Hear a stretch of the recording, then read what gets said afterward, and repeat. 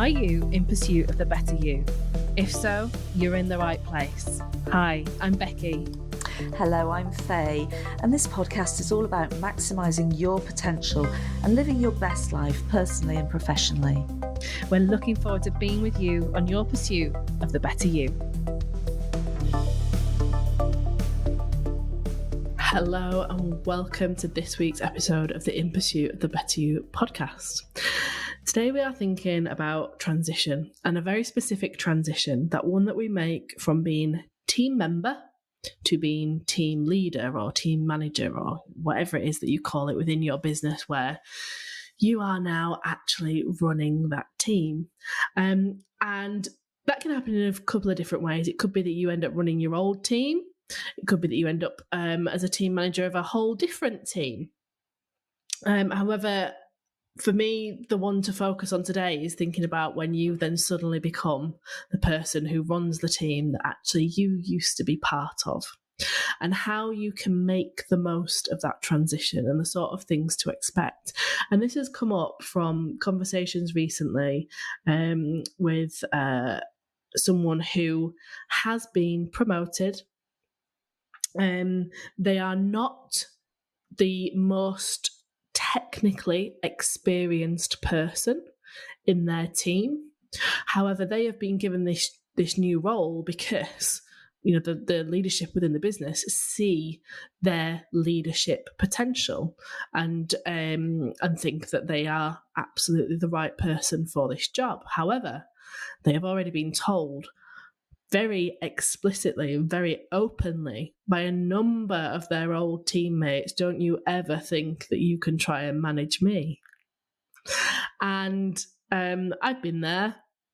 I know you have, Faye, so I'll bring you in this in a second. But we thought that this would be a really great opportunity to share some ideas on how it is that you can actually navigate that change from team member to team leader.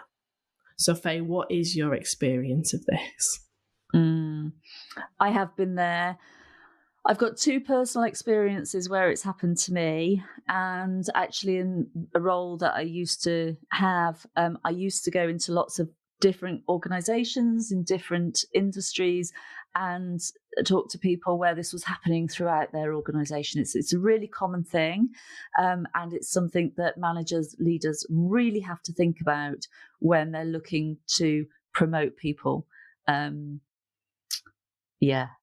It's a biggie. It's a biggie. So, I mean, I'm really happy to share what happened to me. I've got two instances really about this.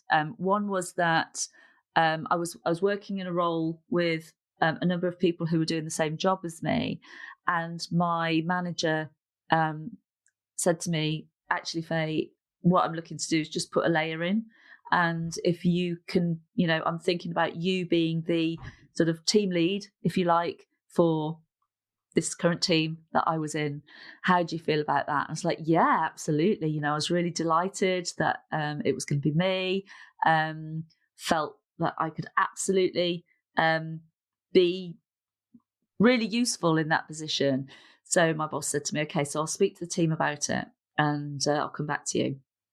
And what happened was I saw him go off and speak to the team about it. And it was a small team at the time. And one of those team members came back and said, I've heard, Faye, I'm really excited. When's this going to start happening? When are you going to be in that position? I'm really, really glad it's you, blah, blah, blah. Really upbeat, made me feel great. Somebody else came out of their meeting with a bit of a face like thunder. Somebody that I actually got on really well within the team, considered a friend, and is. But it was very obvious that they did not want me to be in that position above. And so it didn't happen. Ooh. Yeah.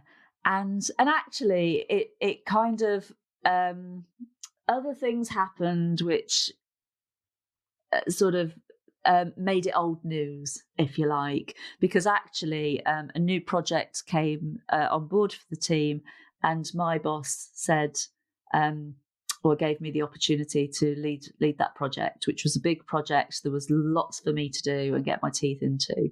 So that kind of would have happened anyway. So if I'd have gone into that role, it wouldn't have been for many weeks, I don't think. So nobody ended up in that sort of team leader position for that team because one person was not happy. And the person who was really happy said to me, when's this going to happen? I was like, well, I don't know. My boss hadn't mentioned it to me. So when we had that conversation, it was like, he actually said, I've been thinking about it and I'm not sure at the moment. But then this other project came in and it was like I was swept off my feet with this other project, if you like. So yeah, and that was a big eye-opener. It's like, oh, okay. And this person hadn't been on the team very long. They were quite new to the team, new to the role, very new to the role, but they did not like the fact, and that was obvious. It was very obvious. The other time that it happened for me, it was a few years later.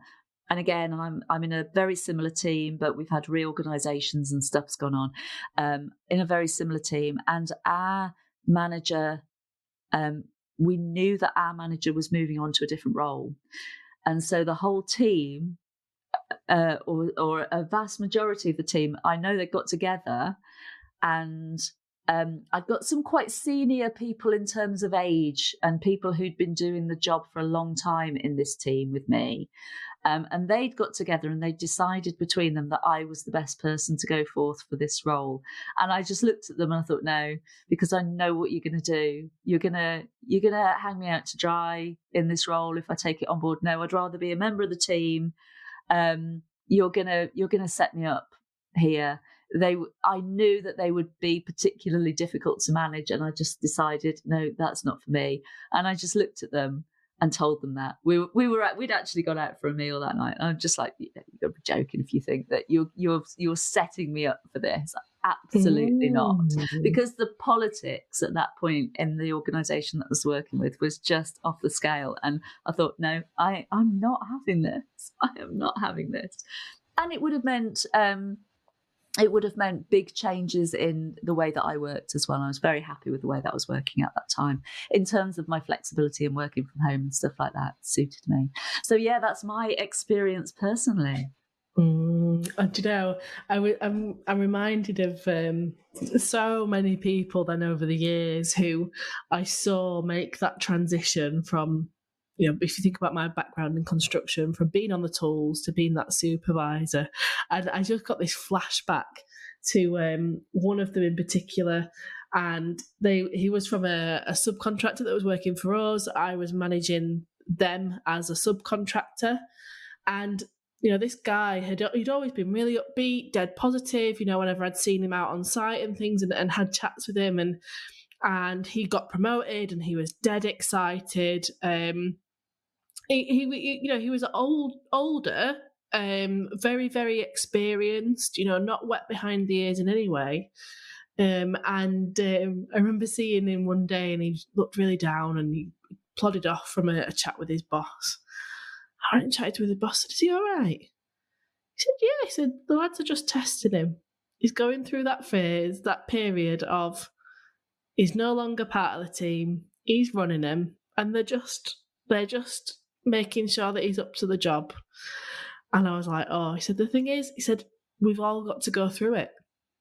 And I think that is actually one of the key things that I would want to get across in this podcast. If you're going to make that shift, then you actually have to go through that period of, you know, people are going to push you. They are going to push you. Most of the time it is done in a friendly way, in a nice way, in a, come on then, show why it is that you've got this job. And you've just got to get through it, and you can get through it. That's the thing. Remembering that actually you can get through, and it's really normal if you feel like people are testing you and questioning whether you should be there. It's really normal for that to happen. It is normal, but what I would say with that is that when you are being promoted to whatever it is, supervisor, team leader, whatever, manager of a team, and you're coming out of the team that you're with, you have to understand that dynamics are going to be very, very different. Those dynamics are going to shift. and they're going to look very, very different. Some dynamics won't, but I think in my experience and from what I've seen, they often really change. And the person who's been promoted can really be left floundering if the support isn't there.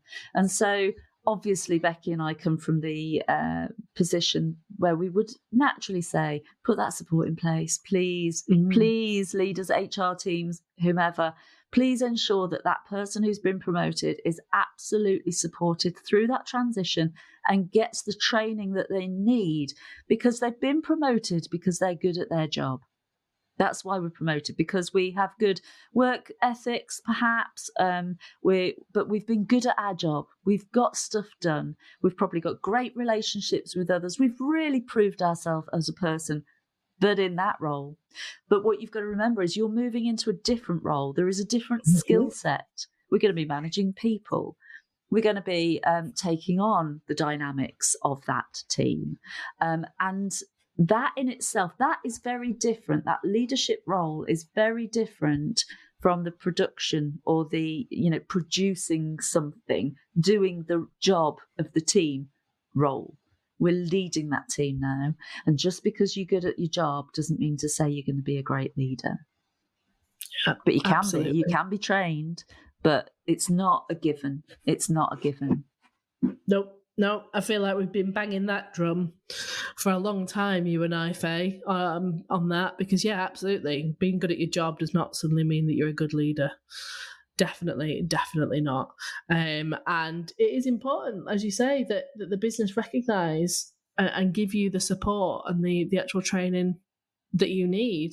And you talked about the relationships. You can still maintain those relationships when you make that transition. What you've got to try not to do, though, is not to just be everyone's best mate. Yeah.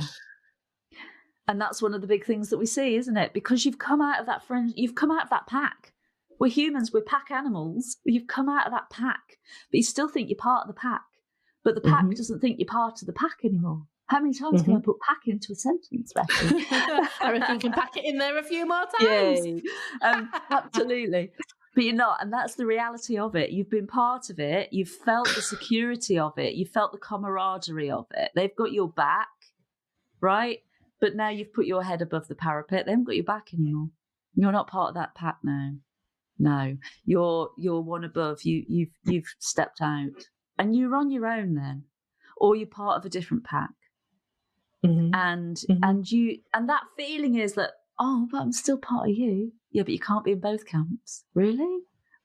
Yeah, you can, but you've got to work out how you do that. But you do it in a very different way, and you do it through cultivating trust. But there might be friendships there that you have to leave behind, and it's sad, it's horrible. But it is what it is. And you've got to learn to manage that pack now. You've got to learn to make difficult decisions about that pack that you were once a part of. You've got to learn to manage them. And they think that they can wrap you around their little finger because they know you really well, don't they? They know that you were once part of that pack. Haven't you got the pack's best interests at heart? Can they not sweet talk you here? But you're making decisions about the pack, but also about the strategic direction for the business. You've got to think about the business now as well. Oh, it's tricky. It's a tricky thing. It is. It absolutely is a tricky thing, but it's totally doable. I think that's where those boundaries come in, isn't it? About, with those relationships. And I did have a couple of coaching clients, and I was coaching both of them individually. They had been friends since high school. They worked together, and one of them was the boss of the other. And the dynamic there was actually then incredibly difficult to manage at times for them, because they really did know each other inside and out. Now, thankfully, the one who was the team member was incredibly respectful of, when we're at work, they are my boss. They're not my friend that I've known since I was 11 years old when I first got on the school bus. But a lot of people forget that. They don't have that mentality. It's, no, well, we've been friends for the past 15, 20 years. What do you mean when you're here now, you're my boss? Well, I am, And in a different environment, I'm totally still your friend. But here, there needs to be that shift in that relationship, like you say. But even that, even when it works well, it doesn't always go down well with the rest of the team, if there is a team, or other people in the organisation, because then they're looking on thinking, okay, so they're playing the game at work. What are they doing outside of work when they're friends? Mm-hmm. So what are they feeling? How does that impact the team or the environment that you're working within? You know, there's so much to think about here. It can work, absolutely, of course it can. And I'll tell you how it works. It works through open communication. It works through exploring thoughts, exploring what's going on, being open about it, being honest about it, being able to have mature conversations that are not sitting on the drama triangle that we've talked about before, I'm sure, on the podcast, but being very, okay, adult about it. How can we make this work? Yeah, absolutely. And I think one of the other points to remember when you're making that shift is you are now the person who has got to give your team feedback, both kinds of feedback, positive and constructive, and you can't avoid that just because you were once working alongside them. You have to be giving your team the feedback that they need, that they deserve, and not shy away from that responsibility. Absolutely. Thank you for listening to In Pursuit of the Better You. If you'd like to know more, you can see Becky at questforest.co.uk and Faye at fayeblakey.com. Don't forget to subscribe so you never miss an episode, and thank you to Wahoo Media for our production. And we'll see you again on the next leg of your pursuit.